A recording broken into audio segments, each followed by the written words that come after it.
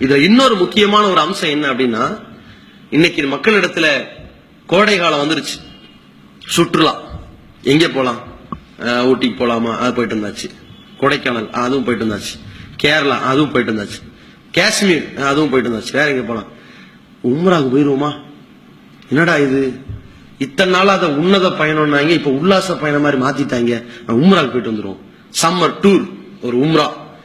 வணக்க வழிபாடு செய்ய வேண்டிய இடத்துல, அல்லாஹ்வை அஞ்ச வேண்டிய இடத்துல, பாவ மன்னிப்புக்காக வேண்டி அழுக வேண்டிய இடத்துல, பிரார்த்தனை என்று இறைஞ்ச வேண்டிய இடத்துல இவங்க நிலைமை என்னடான்னு கேட்டா, நம்ம ஆளு இப்படி கிளம்பிட்டாங்க. இதுல என்னடான்னா, ஒருத்தன் பிளைட் ஏறும்போது ஒரு போட்டோ, இறங்கும் போது ஒரு போட்டோ, மண்டையில முடி இருக்கும் போது ஒரு போட்டோ, முடி மொட்டை அடிச்ச பிறகு ஒரு போட்டோ, அல்லாஹ்வுக்காக உம்ரா செய்திருக்கிறேன் துவா செய்யுங்கன்னு மக்களுக்கு வேற ஒரு ஸ்டேட்டஸ். செல்ஃபி முகம் கொண்டு போய் அங்க செய்திருச்சு. இவன் குழியில விழுகிறான், மேட்ல நிக்கிறான், போட்டோ எடுக்கிறான், அது ஒரு தனி ரகம். இவன் இபாதத்து செய்யறதுல இந்த போட்டோ தேவையா? எஹ்ராம் உடைய கட்டி இருக்கிறாங்களா, இது ஒரு போட்டோ. எப்படி எஹ்ராம் கட்டுறது முறையை சொல்லித்தர புரியலோ இல்ல, பெருமை.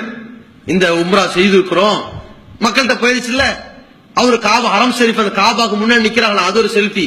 அங்க அங்க அங்க எடுக்கிறான். ஒரு இடத்துல என்னடா, சஃபாவுல ஒரு ஆள் நின்னுகிட்டே இருக்கு, கையை நீட்டிட்டே இருக்கு. என்ன ரொம்ப நேரம் நீட்டுறான், இப்படி திரும்பி நீட்டுறான், அப்படி திரும்பி நீட்டுறான், அப்படி திரும்பி நீட்டுறான்.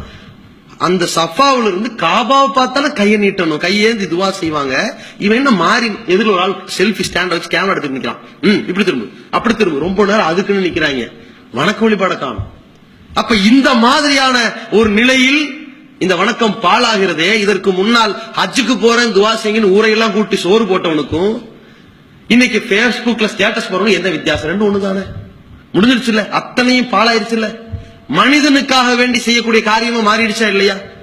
இதனுடைய முதிர்ச்சி எங்க போய் முடியுமோ அப்படின்னு பார்க்கும் பொழுது, சமீபத்தில் ஒரு 2-3 வாரங்களுக்கு முன்னாடி ஒரு துருக்கி நாட்டை சேர்ந்த ஒரு செய்தியாளர் என்ன பண்றாரு, தன்னுடைய காதலியை அங்க கூட்டிட்டு போய் அந்த காபாவுக்கு பக்கத்துல அவரே முட்டி போட்டு உட்கார்ந்து அந்த காதலிக்கு காதலை சொல்றாரு, என்ன கல்யாணம் பண்ணிக்கன்னு.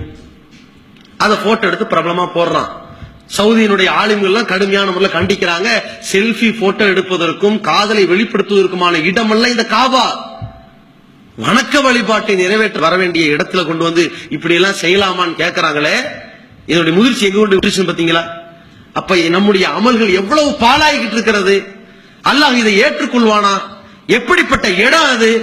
ஒரு வரலாற்று சிறப்புக்கு இடத்த போட்டோ எடுத்தா வேற, சினிமா படங்களை போன்று அது ஒரு காட்சி பொருளாக்கி உல்லாச பயணத்திற்கு என்று அதை வைத்துக் கொண்டு சுற்றுலா நடத்தக்கூடியவனுடைய அமல்கள் ஏற்றுக்கொள்ளப்படுமா?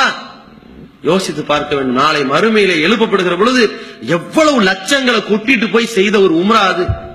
அட, உம்ராவுடைய கட்டத்துல ஒவ்வொருத்தனுக்கும் முதல் முறையிலையும் சரி, எத்தனை முறையிலும் சரி, அல்லாஹ்வை வணங்க வேண்டும். அந்த எஹ்ராமுடைய உடைய அணிஞ்சிட்டு காபாவை பார்த்தோம்னா கண்ணுல தண்ணீர் வந்து விடும். அப்படி கண்ணீர் வடிக்கக்கூடியவனாக இருக்கிறான் என்றால், அங்க போய் நான் இதை செஞ்சுட்டேன், செய்ய போறேன், துவா செய்யுங்க என்று ஒரு போட்டோ எடுத்து ஊர் உலகத்துக்கு பரப்புறானே, இது நல்லாவா இருக்கிறது? யோசிச்சு பாருங்க. அப்ப இத்தனை அமல்களை பாழாக்கக்கூடியதாக இருக்கின்ற இந்த மிகப்பெரிய ஒரு கிருமியாக இந்த நோய், இந்த புகழ் எதிர்பார்ப்பு, மக்களிடத்தில் இருக்கிற பெருமை பாராட்டுதல் என்கிற எதிர்பார்ப்பு இருந்தால் எப்படிப்பட்ட தியாகமா இருந்தாலும் மண்ணாகிவிடும். உயிரை விட்டு கொடுக்கிற, உயிரையே இழக்கிற ஷஹீதுடைய அந்த கூலியையே அல்லாஹ் தூக்கி எறிகிறான் என்றால், நீ மக்களுக்காக வீரன் என்று பெயர் பெறுவதற்காக போரிட்டிருக்கிறாய், அதனால் உயிரிழந்திருக்கிறாய், வீரன் என்று பெயர் வாங்கிவிட்டாய், போடா நரகத்தில் அல்லாஹ் தள்ளுகிறான் என்றால், இவனுடைய காரியத்திற்கு அல்லாஹ் ஒப்புக்கொள்வானா? மக்கள்கிட்ட உம்ராவுக்கு போயிட்டு வந்து காட்டுறதுக்கு தானே செஞ்ச, அல்லாஹ்விடத்தில் திருப்தி கொள்வதற்கு செய்திருக்கிறாயா என்று அதுவும் புறக்கணிக்கப்பட்டு விடுமே. அப்ப இதை நாம் கவனத்தில் கொள்ள வேண்டும். அல்லாஹ் ரப்புல் ஆலமீன் இறையச்சம் உடையவர்களிடத்தில், பயபக்தி உடையவர்களிடத்தில் தான் அந்த அமல்களை ஒப்புக்கொள்கிறான் என்பதை கவனத்தில் கொண்டு நம்முடைய அனைத்து வணக்க வழிபாடுகளிலும் பயபக்தியோடு இறைவனின் வரம்புக்கு கட்டுப்பட்டு இறைவனுக்கு இணை வைக்காமல் இறை தூதர் காட்டின வழிமுறைப்படி நாம் நிறைவேற்றிருக்கிறோமா என்று பார்த்து அந்த அமல்களை பாதுகாப்போம்.